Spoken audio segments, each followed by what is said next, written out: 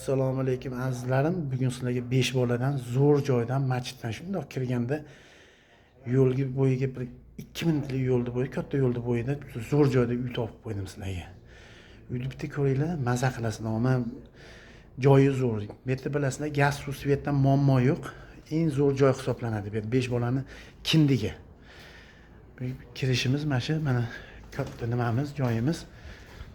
Bu yerda birinchi xonamizda oshxona ekan.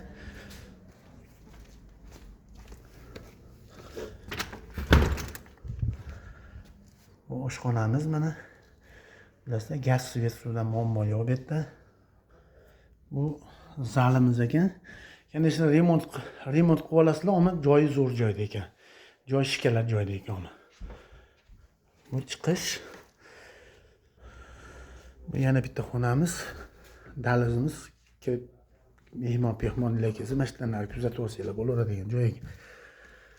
Xonalari ham katta bo'lgan joy ekan. Yana bitta xonamiz bor ekan.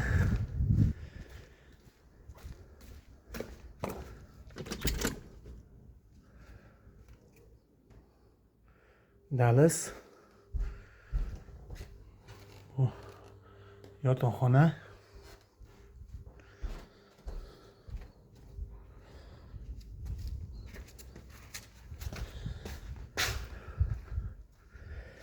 Agarot.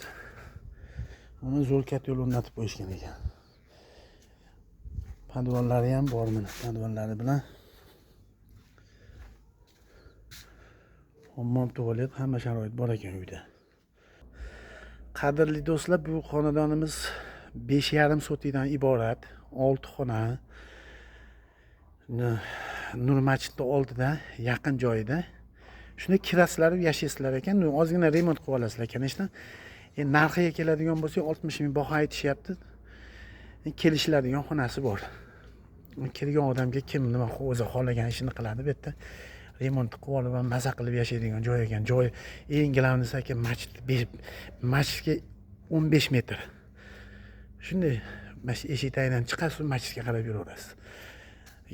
Nur tagiga murojaat qilaverasizlar. Telefon nomerlarini qoldirib qo'yaman. Cho'tka qilib, xudo xolasa xizmat bo'lsa aytaverasizlar. Mana uyimizni turishi 5,5 sotik. Bemalol murojaat qilsanglar, nomerlarini qoldirib qo'yaman. Xudo xolasa barakasini bersin, ovoringlar, qutlug' bo'lsin olganlarga.